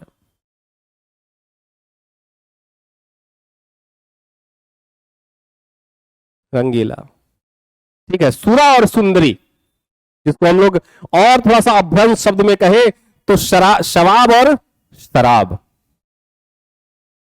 नहीं तो दिन रात उसी में मग्न है। तब ना अचानक से नादिर सा हमला किया तो घबरा गए, पड़े हुए अपने कहीं हरम में, अचानक से खबर मिला होगा तो सारा शांत हो गया होगा मामला। ठीक है, तो यहां पे क्या हो रहा है? ये मोरली करप्ट है। किसी को कहा जा रहा है लंपट मूर्ख, किसी को कहा जा रहा है कायर, किसी को कहा जा रहा है रंगीला, ये अपने करतूतों के कारण। ठीक है, अच्छा, बिपिन चंद्रा ने बोला, बिपिन चंद्रा के बुक में लिखा हुआ है कि चलो मान लो कि औरंगजेब की पॉलिसीज जो है उसमें बहुत सारी कमियां थी, चलो मान लो ये भी कि मुगल बादशाह जो आना शुरू हुए वो मोरली करप्ट हैं, क्राइसिस ऑफ पर्सनालिटी आया, बट जो मुगल अरिस्टोक्रेसी है वो तो बहुत ज्यादा कमाल की थी, उस वक्त भी बहुत ज्यादा योग्य थे। चाहे वो सादत खां हो, चाहे वो मुर्शीद कुली खां हो, चाहे वो चीन किलीच खां हो, चाहे वो सैयद ब्रदर्स हो, चाहे असद खां हो, चाहे अमीन खां हो, ये सारे कमाल के कमांडर मनसबदार हैं और शासन चलाने वाले लोग हैं। अगर ये मिलके चाहते और मुगलों की अगर वफादारी इनके अंदर होती, अरे नमक अदा करना, नमक का कर्ज अदा करना, फिल्म है कि दूध का कर्ज, फिल्म था इसमें, तो गाना इसमें दूध का कर्ज निभाना, तो ये नमक का कर्ज भी नमक हरामी इन्होंने कर दिया, है ना, कि जिस मुगलों का नमक खाया अपने स्वार्थ के लिए, सेल्फ इंटरेस्ट, सारा खेल सेल्फ इंटरेस्ट का है। एक बार भी नहीं सोचा कि जिस व्यवस्था के अंदर हम हैं, अगर वो व्यवस्था बनी रही, उसी से हमारा एग्जिस्टेंस है, भस्मासुर है, अपने ही सर पे हाथ रख दिया, भस्म हो गए। इसका मतलब है कि विजन की कमी थी। यदि वो विजनरी होते तो थोड़ी भी समझ होती तो इस व्यवस्था को कायम रखने में ही उनकी भलाई थी, कि मुगल यदि मजबूत है तो वो मजबूत है, नहीं तो ये आपस में उलझे पड़े हैं अपने सेल्फ इंटरेस्ट के लिए, है ना। तो हम अगला अगर कॉज देखो तो कह सकते हैं कि moral corruption of Mughal aristocracy, moral corruption of Mughal aristocracy.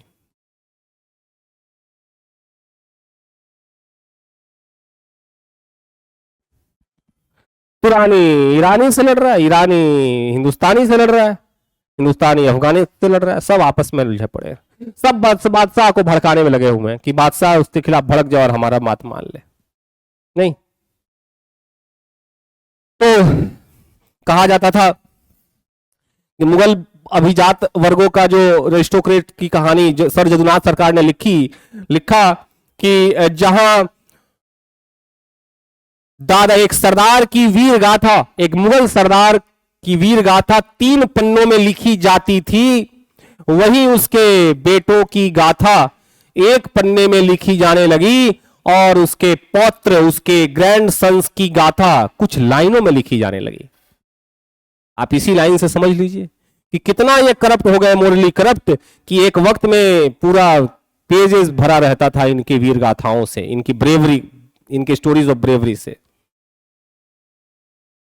और मैंने कल भी एग्जाम्पल दिया था कि अब स्थितियां तो ऐसी आ गई, क्योंकि अब मनसबदारी व्यवस्था इज नॉट ट्रांसफरेबल। मुगल्स कमजोर हो गए तो अब ट्रांसफर सिस्टम खत्म, अब मनसबदारी व्यवस्था हेरिडेटरी हो गया, परंपरागत हो गया, वंशानुगत हो गया, बेटा का बेटा बनेगा मनसबदार। अब जब ये डिफिनिट हो गया, पहले जो मनसबदार बनते थे अपने काबिलियत से बनते थे ना, गरीब घर में भी पैदा हुआ है लेकिन काबिल है तो वो मनसबदार बन जाता था अपनी काबिलियत से, युद्ध में अपनी ब्रेवरी दिखाता था और मुगल्स खुश होकर के उसको कहीं का मनसबदार बना देते थे। लेकिन अब स्थिति ऐसी आ गई कि ना ये फॉर्मल ट्रेनिंग में नहीं ले रहे, और अपनी तो ट्रेनिंग नहीं, अपनी सेनाओं की भी ट्रेनिंग नहीं कर रहे। इनकी सेना मस्त है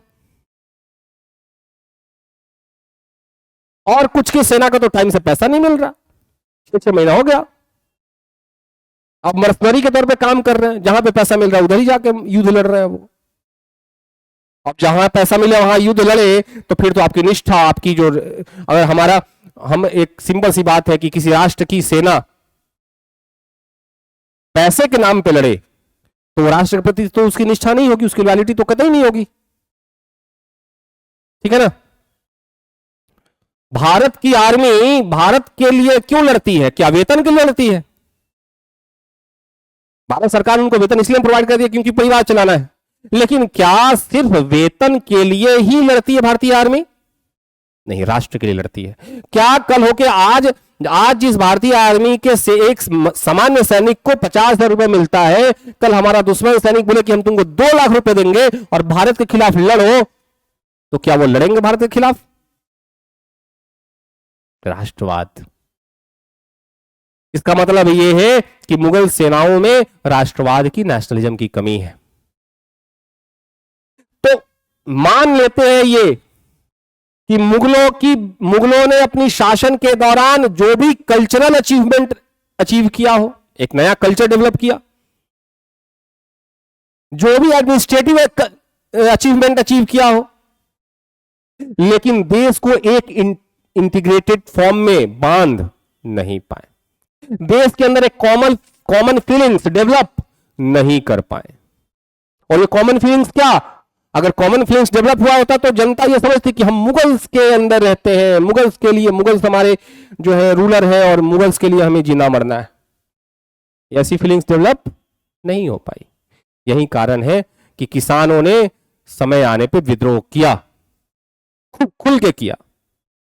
जब तक मुगल्स मजबूत रहे तब तक डर के मारे नहीं किया, वो डर था जिसके कारण से वो दबे रहे। लेकिन जैसे ही मुगल्स कमजोर हुए, खुल के विद्रोह कि हम नहीं राजस्व देंगे। बात समझ गए? तो मोरल करप्शन ऑफ अरिस्टोक्रेसी। दूसरा, अब इसी को हम अलग रूप दें तो मुगल अरिस्टोक्रेसी अगर मोरली करप्ट है, इट मींस पांचवा अगर कॉज इसके अंदर से निकाले तो हम कह सकते हैं कि डिफरेंट फैक्शंस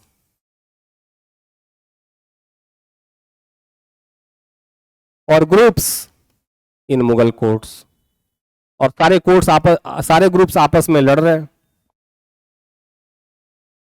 ऑलरेडी ये डिस्कस हो चुका है, इसको ज्यादा डिस्कस नहीं करना है, ऑलरेडी ये डिस्कस हो चुका है कि मुगल कोर्ट्स कितने डिफरेंट फॉर्म में बटे हुए थे। ईरानी, तुरानी, अफगानी, हिंदुस्तानी, शेखजादे, हिंदूज, है ना? बोलो। मुगल एम्प्रेस के, हाँ, ये फैक्शंस, हाँ हाँ, खुल के आराम से।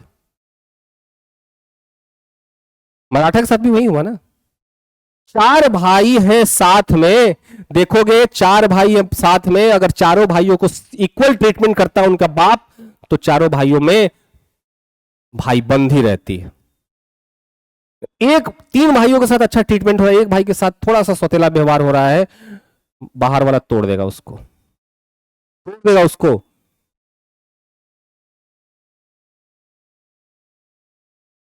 औरंगजेब का दारा सिख, खैर औरंगजेब की तो नीयत पहले से थी कि हमको सत्ता पे बैठना है। वो कहानी आएगा जब हम पढ़ेंगे कि कैसे दारा सिखों के लिए शाहजहां ने एक अलग से सिंहासन लगाना शुरू कर दिया था, और ये औरंगजेब को पसंद नहीं आया कि भाई आप अपनी तरफ से उत्तराधिकार, ये ऐसा होता नहीं आया था कि उत्तराधिकार का घोषणा मरने के पहले हो जाए, ये तो आपके मरने के बाद डिसाइड होगा कि कौन बनेगा गद्दी पे बैठे। और Dara Shikoh was a very liberal leader, बहुत उदारवादी है, इसीलिए उसको दूसरा अकबर कहा गया। उसके सोच विचार जो है ना, बहुत फैनेटिक रूलर्स की तरह नहीं है। औरंगजेब तो फैनेटिक था ना, बहुत पागल सनकी था। खैर उस पर आएंगे जब वो मिडिवल एज पढ़ेंगे तब। तो ये हो गया, गुटबंदी की बात हो गई। अब आते हैं, क्या सिर्फ मुगल्स के अपने कॉजेस जिम्मेदार थे उनके अपने पतन में? कुछ एक्सटर्नल कॉजेस भी तो होंगे, उन एक्सटर्नल कॉजेस को हम देख लेते हैं। Rise of Maratha. जो मराठा एक वक्त में मुगल के मनसबदार होते थे, शिवाजी बने ना मुगल मनसबदार, बाद में लेटर फेज में भी मुगल मनसबदार रहे। जब साहू जी छूट जाते हैं और शिवाजी सेकेंड जब कोल्हापुर से रूल करते हैं, उनको भी 3000 की मनसबदारी देता है जहांगीर शाह, है ना? उनको भी अपना मनसबदार बनाता है शिवाजी सेकंड को। मराठा में देखेंगे शिवाजी सेकंड कौन थे, ठीक है? मेरे कहने का मतलब है कि एक वक्त था जब मराठा एक मर्सनरी के तौर पे लड़ते थे। मर्सनरी पैसा के लिए, कभी बीजापुर के लिए लड़ रहे हैं, कभी अहमदनगर के लिए लड़ रहे हैं, कभी मुगल्स के लिए लड़ रहे हैं। शिवाजी के वक्त में एक स्टेट के फॉर्म में आते हैं, एक राज्य, शिवाजी ने कॉन्सेप्ट सोचा, एक सपना देखा, क्या? हिंद स्वराज्य की, एक हिंदू स्टेट एस्टैब्लिश करने की, और सभी मराठा सरदारों को कंसोलिडेट किया।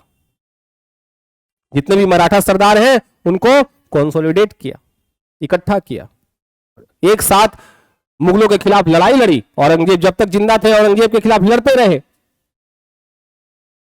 उसके बाद उनके उत्तराधिकारियों ने भी अंग्रेजों के खिलाफ लड़ाई लड़ा, लेकिन राज्य का रूप धारण नहीं कर सके। साहू जी 708 तक जो है वो किले में कैद है। जो राजा राम है वो भाग रहा है, पूरा जीवन पर्यंत भागता रहा मुगलों के डर से। समझ रहे बात को? तो जब तक औरंगजेब जिंदा रहा तब तक मराठा बेचैन रहे, लेकिन after the death of Aurangzeb नींद आ रही है? रात में सोए नहीं ठीक से? ये तो हमारा वाला हाल हो गया है भाई। हालांकि क्लासेस में कुछ ही क्लास होते थे जिसमें मुझे नींद आया करती थी। जब मैं पढ़ता था ना तो बायो की क्लास मुझे कभी पसंद नहीं आती थी। तो बायो क्लास में सर आगे पढ़ाए जा रहे हैं, है ना, पता नहीं क्या क्या होता है उसमें ना, न्यूक्लियस, माइटोकॉन्ड्रिया, फलाना ढिमकाना, और हम पीछे नींद लिए जा रहे हैं। और हम गलती से मेरे दिमाग में ख्याल भी नहीं आया कि हमको डॉक्टर बनना है, वरना बहुत बुरा डॉक्टर बनते हैं। डोनेशन से पढ़ भी लेते हैं तो बहुत बुरा डॉक्टर बनते हैं, हमको सब समझ में नहीं आता। अब एक डॉक्टर साहब ऑपरेशन का वीडियो भेज दिया, हमको चक्कर आने लगा। तो ब्लड का हो तो हमको चक्कर आने लगा, भाई साहब ये तो बड़ी भयंकर ब्लड निकलता है ऑपरेशन के समय में। बड़ा दिल का मजबूत होना पड़ता है।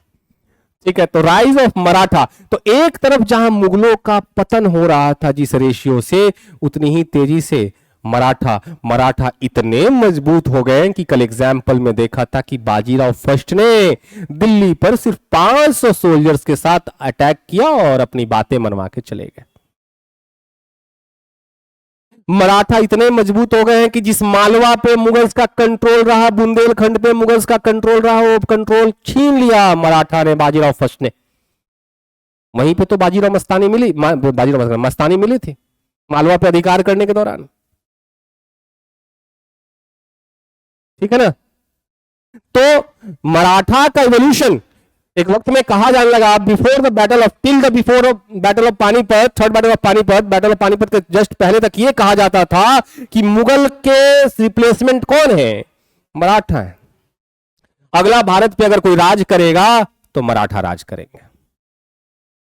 कोई दूर दूर तक नहीं सोच सकता था कि मराठा कभी इस कंडीशन में आएंगे, लेकिन बैटल ऑफ पानीपत, जो थर्ड बैटल ऑफ पानीपत ने वो डिसाइड कर दिया। क्या डिसाइड कर दिया? नहीं, कौन राज नहीं करेगा, और वो मराठा राज नहीं करेंगे। ये नहीं डिसाइड किया 1761 तक, अभी ये भी डिसाइडेड नहीं है कि जो है ब्रिटिश रूल करने जा रहे हैं। 1761 तक डिसाइड नहीं है, लेकिन 1761 की जो बैटल ऑफ पानीपत है उसने ये डिसाइड किया कि मराठा नहीं राज करेंगे। अब ये पहला ऐसा युद्ध हुआ जिसने ये डिसाइड किया कि कौन राज नहीं करने वाला है। ठीक है, लेकिन फिर भी हम मुगलों का तो कबारा कर दिया, हम तो डूबेंगे सनम, तुमको भी ले डूबेंगे। तो खुद तो डूबा ही, मुगल्स को भी ले डूबे। ठीक है, चलो 7वां नंबर, वीकनेसेस ऑफ आर्मी। इनके सेनाओं की जो वीकनेस है वो सबसे बड़ा खुल के सामने आया, जो बार बार जिस पे जिक्र कर रहा हूं मैं, वीकनेस ऑफ आर्मी। मुझे लगता है मुगल आर्मी की जो व्यवस्था है आप समझ गए होंगे कि मुगल आर्मी की व्यवस्था कैसे बनाई गई है। मुगल आर्मी की व्यवस्था के अंदर में जो व्यवस्था, जो सैलरी सिस्टम था, सैलरी कौन पे कर रहा है? मनसबदार पे कर रहा है। लॉयल्टी किसके साथ है? मनसबदार के साथ है।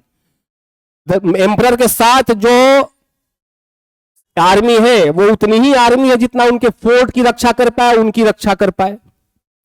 वो अपना पर्सनल आर्मी नहीं बना के रखते थे। मुगल्स जो है, मुगल एम्परर अपना पर्सनल आर्मी नहीं रख रहा है। वो कौन सी आर्मी रख रहा है? वो आर्मी के लिए किस पे डिपेंडेंट है? टोटली। तो अब जब मनसबदारों ने रेवेन्यू देना बंद किया तो साथ में वो जो व्यवस्था बना कर रखनी थी कि अगर 5000 का मनसबदार है तो 5000 कैवलरी रखना है, 4000 का मनसबदार है तो 4000 का कैवलरी रखना है, घुड़सवार, वो व्यवस्था बनाना खत्म हो गया। अब हम किसके लिए बनाए? अपना पर्सनल आर्मी भी। मनसबदारों की स्थिति तो ये हो गई है कि वो अपना पर्सनल आर्मी भी नहीं रख पा रहे हैं। क्यों? क्योंकि उनका रेवेन्यू कलेक्शन भी बंद हो रखा है। मुगलों के खिलाफ तो खुद विद्रोह कर ही दिया है, लेकिन उनकी भी स्थिति बहुत अच्छी नहीं है। क्यों? क्योंकि कल उस दिन हायरार्की में मैंने बताया था कि मनसबदार के नीचे जमींदार है, जमींदार के नीचे भी और लैंडलॉर्ड्स है, लैंडलॉर्ड्स के नीचे पीजेंट्स है। भाई साहब नीचे वाले और विद्रोह कर रहे हैं, मनसबदार तक भी रेवेन्यू नहीं पहुंच पा रहा है, तो वो अपनी भी आर्मी नहीं बना पा कर रख पा रहे हैं। ठीक है ना? जो आर्मी है बचा हुआ, उनको टाइम से सैलरी नहीं मिल रहा, टाइम से सैलरी नहीं मिल रहा, टाइम से ट्रेनिंग नहीं मिल रहा, क्योंकि आर्मी को तो रेगुलर ट्रेनिंग चाहिए। देखते हो बिहार पुलिस को टाइम से ट्रेनिंग नहीं है तो इतना बड़ा पेट निकाल के घूमता है सब। हाँ, टाइम से बोल दो बंदूक चलाने को तो भूल गया लोग बंदूक चलाना, राइफल बोल दो सिपाही लोगों ने भूल गया। क्यों? 4-4 साल 5-5 साल हो जाता है ट्रेनिंग लिए हुए भाई साहब, 4-4 साल 5-5 साल पे ट्रेनिंग होता है। ठीक है, तो अगर चोर दौड़ा दिया तो इनसे ढंग से दौड़ा नहीं जाएगा स्थिति। हालांकि नए वाले जो रिक्रूट आए हैं वो थोड़े से यंग हैं अभी और वो एक्टिव है, लेकिन पुराने वाले की बात कर रहा हूं मैं। ये भी 5 साल के बाद इनके ट्रेनिंग टाइम से नहीं होगी तो ये भी बड़े बड़े तोड़ लेके घूमेंगे। कई ऐसे टाइट एसपी आते हैं तो अपने जिला में कहते हैं कि सारे जो रिक्रूट्स हैं वो एकदम फिट होने चाहिए। कितने फिट हो पाते हैं? तो यही हाल इनका। हिस्टोरियंस कह रहे हैं कि लेटर मुगल फेज में मुगल सैनिकों में वीरता को छोड़कर सब गुण है, वीरता को छोड़ के, ब्रेवरी को छोड़ के सारे गुण भरे पड़े हैं इनके अंदर। अब सोच लो ये किस तरह से टॉन्ट मारा जा रहा है। तो ये मिलिट्री वीकनेस खुल के आ गई है। ठीक है, और लास्ट है इकोनॉमिक क्राइसिस।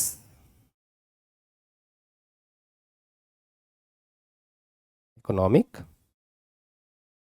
क्राइसिस तो ये तो अब जो मनसबदारी व्यवस्था के अंदर में 80% मनसबदार रखता था, 20% मुगल्स के पास भेजता था। पहला तो सोर्स ऑफ इनकम वो था मुगल्स के लिए। दूसरा सोर्स ऑफ इनकम था कि इनके खालसा लैंड जो थे, रॉयल लैंड, जो मुगल्स का एम्परर का अपना लैंड होता था, वहां से रेवेन्यू आता था डायरेक्ट। इसके अलावा इंडस्ट्री जो, जैसे यूरोपियन कंपनी जो व्यापार करती थी वो जो टैक्स देती थी वहां से टैक्स आ रहा है, चाहे वो ब्रिटिश कंपनी हो, चाहे वो डच कंपनी हो, चाहे वो फ्रेंच कंपनी हो। ये जिस जिस स्टेट में ट्रेड कर रहे हैं वहां से ये टैक्स कलेक्ट कर रहे हैं। लेकिन बट मनसबदारों की बगावत ने वो 20% रेवेन्यू सोर्स को बंद कर दिया। दूसरा, खालसा लैंड का जागीर लैंड में कन्वर्ट होने से इनके अपने सोर्स ऑफ इनकम बंद हो गए। तो एक्सपेंशन की जगह क्या हो रहा है? कॉन्ट्रैक्शन हो रहा है, संकुचन हो रहा है। इनकी आर्मी, इनकी जो पूरी साम्राज्य है वो सिमटती जा रही है। जो बड़े मनसबदार थे, जो गवर्नर थे, सूबे के गवर्नर थे, उन्होंने सेमी इंडिपेंडेंट स्टेट बना लिया। अवध, बंगाल, हैदराबाद, उन्होंने सेमी इंडिपेंडेंट स्टेट बना लिया। अब वहां से बड़े मात्रा में जो रेवेन्यू आता था वो एकदम बंद हो गया। अलीवर्दी खां के समय में लास्ट टाइम मोहम्मद शाह को 2 करोड़ रुपए मिला बंगाल से। वो भी तब जब वो सरफराज खां की हत्या करके अपनी अथॉरिटी को लीगल बनाने के लिए, अथॉरिटी को सही बनाने के लिए अधिकार पत्र लेना था उसको मोहम्मद शाह से, तब 2 करोड़ रुपए पे किया नजराने के तौर पे। और उसके बाद फिर कभी अपने 16 साल के शासन में बंगाल से एक नया पैसा नहीं भेजा। तो सारे रेवेन्यू सोर्स तो बन गए, कैसे व्यवस्था बना के रखिएगा? अभी तो कहा गया कि अहमद शाह के समय में इनको अपने सोने और चांदी के बर्तन भी बेचने पड़े अपनी सेना को पैसा देने के लिए, वेतन देने के लिए। बातें समझ में आ गई? तो ये इनके पतन के, इनके डिक्लाइनेशन के सबसे बड़े कॉजेज रहे हैं। किन हिस्टोरियंस ने क्या कहा है इसको नोट्स में मैं प्रोवाइड करा दूंगा। सर जदुनाथ सरकार का क्या इस पे मत है, सतीश चंद्रा क्या कहते हैं, या विलियम अरविन क्या कहते हैं, इरफान हबीब का कहना है, इरफान हबीब बहुत अभी भी जिंदा है, भगवान उनको लंबी आयु दे। तो इरफान हबीब कहते हैं कि ये कृषि संकट था, किसानों का संकट था। उनके अपने तर्क मैंने बता भी दिया था कि कैसे किसानों ने रिवोल्ट करना स्टार्ट किया। किसानों, इरफान हबीब के अनुसार से व्यवस्था में किसानों के पास उतना ही सरप्लस छोड़ा जाता था जितना वो अपना जीवन चला सके। ठीक है, लेकिन मुगलों ने यह जरूर सोच देख के रखा था कि जमीन की प्रोडक्टिविटी कितनी है, जमीन कितना फर्टाइल है, उर्वरक है। जैसे दोआब क्षेत्र से ज्यादा वसूली होती थी, क्योंकि दोआब क्षेत्र में, दोआब क्या है, दोआब दो नदियों के बीच का क्षेत्र। जैसे इलाहाबाद आप जाओगे यूपी में तो यमुना और गंगा के बीच का क्षेत्र है ना, तो दोआब से ज्यादा टैक्स वसूला जाता था। या वो एरिया जहां पे इंडस्ट्री, जैसे गुजरात से 2/3 तक, गुजरात से 2/3 तक जो है पूरे आउटपुट का, जो आउटपुट निकलता था उसका 2/3 तक टैक्स कलेक्ट कर लिया जाता। सिर्फ वहां पे कितना छोड़ा जाता था, 1/3 छोड़ा जाता था जीवन जीने के लिए। कहीं कहीं आधा था, कहीं कहीं 1/3 भी था, प्रोडक्टिविटी के ऊपर डिपेंड करता था। इसका मतलब आपको पता है कि टोडरमल के समय में मुगलों ने अपने शासन के अंदर सभी जमीनों का सर्वेक्षण करवाया था, और सभी जमीनों का सर्वेक्षण के तहत ये उनके पास रिकॉर्ड है कि किस क्षेत्र में कितनी प्रोडक्टिविटी है, कितना जो है फसल हो सकता है, और उसके आधार पर टैक्स का निर्धारण किया गया। अब पहाड़ी क्षेत्र है, वहां पे भी वही टैक्स, और गुजरात में वहां पे भी वही टैक्स चलेगा। पहाड़ी क्षेत्र में तो प्रोडक्टिविटी कम है, वहां पे फसल बहुत कम होगा, तो पता चला वहां भी 2/3 लिया जा रहा है। मरने पर वहां पे सरेआम जो है कत्लेआम मच जाएगा, आपदा आ जाएगी, लोग भूखे मरने लगेंगे। तो मुगलों ने यह व्यवस्था जरूर रखी थी कि जहां पे जैसी जमीन की प्रोडक्टिविटी है, उत्पादकता है, वैसे ही वहां पे टैक्स कलेक्ट किया जाता था। लेकिन फिर भी, इसके बावजूद भी मैं ये कह रहा हूं कि यह कृषि संकट इसलिए था क्योंकि उनसे वो हिस्सा ले लिया जाता था, एक बड़ा हिस्सा ले लिया जाता था, और उतना ही छोड़ा जाता था जितना उनके जीवन के लिए जरूरी है। एक्स्ट्रा इसलिए थोड़ा सा एक्स्ट्रा छोड़ा जाता था, थोड़ा सा अधिशेष, जिसको कहते हैं ना अधिशेष, सरप्लस, अधिशेष सरप्लस, थोड़ा सा एक्स्ट्रा छोड़ा जाता था। क्यों छोड़ा जाता था? थोड़ा सा, लिटिल बिट। क्यों? ताकि अगला फसल उगा सके। अगला फसल उगाने के लिए तो बचा होना चाहिए ना। तो मतलब बेटा ये है तुम्हारा, कहते 100 रुपया, अच्छा 20 रुपए में जीवन जी लोगे, ये लो 20 रुपए, तुम इससे जीवन जी लो। अच्छा अगला फसल भी उगाना, अच्छा ये 5 रुपए लो, अगला फसल इसी से तैयार करना। बात समझ गए? तो सब जो जीवन जीने के लिए जितनी आवश्यकता उतना छोड़ के एक्स्ट्रा और सरप्लस दिया जाता था फसल उगाने के लिए, और बाकी सब मुगल। तो भाई ये तो अत्याचार है भाई। अपनी बेटी की शादी कैसे करेगा? तो बेटी की शादी के लिए फिर उसको महाजन के पास जाना पड़ेगा, कर्ज के जाल में फंसेगा वो। तो ऐसा नहीं है कि अंग्रेजों के समय ही खाली पीजेंट्स का रिवोल्ट हो रहा है, अकबर के समय में भी हुआ है विद्रोह, लेकिन वो विद्रोह दबा दिए जाते थे, या विद्रोह उतने बड़े स्तर के नहीं।